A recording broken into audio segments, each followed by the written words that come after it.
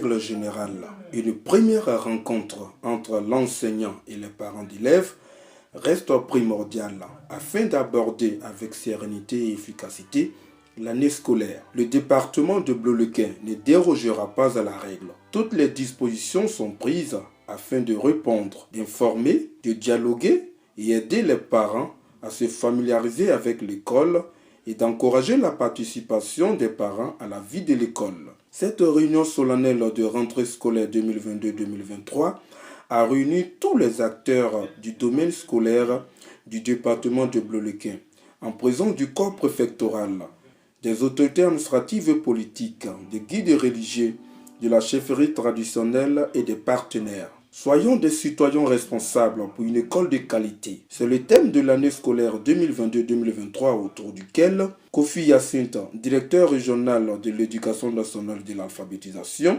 du Cavali, a entretenu son auditoire.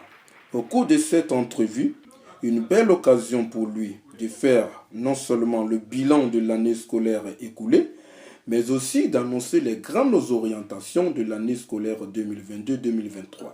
Il a fait un compte rendu fidèle de la réunion solennelle de rentrée scolaire avec Madame le ministre de l'Éducation nationale et de l'alphabétisation qui s'est tenue le 5 septembre 2022 au lycée Alassane Ouattara de Grand Bassam. Par ailleurs, M. Kofi Hyacinthe a remercié les collectivités locales pour la multiplication des infrastructures scolaires. Mais beaucoup reste à faire compte tenu du nombre excessif des élèves dans les salles de classe. Le secrétaire général de préfecture, M. Zokuna Dejean, représentant M. le préfet du département, a, dans son allocution, encouragé les acteurs du système éducatif et scolaire à prendre leur bâton de pèlerin pour un meilleur rendement pour l'année scolaire 2022-2023. Nous retenons d'abord l'importance que revêt cette réunion qui consacre le lancement de l'année scolaire 2022-2023 à Bleulequin.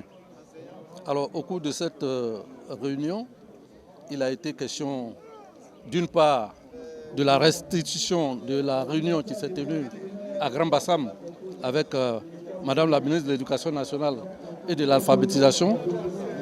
Ensuite, le DREN de l'Éducation nationale de Diglo a fait le bilan de l'année dernière et il a donné aussi les directives à suivre pour cette rentrée scolaire 2022-2023 afin d'améliorer la qualité dans le domaine de l'éducation. Parce que comme vous le savez, l'année dernière a été catastrophique avec nos résultats. Alors cette année, avec les nouvelles dispositions, nous pensons que la situation va s'améliorer. Pour cette rentrée scolaire, deux nouveaux établissements font leur entrée. Le collège moderne Bakoublé à Toulepleu et le collège moderne de Diboké dans le département de Bleulequin.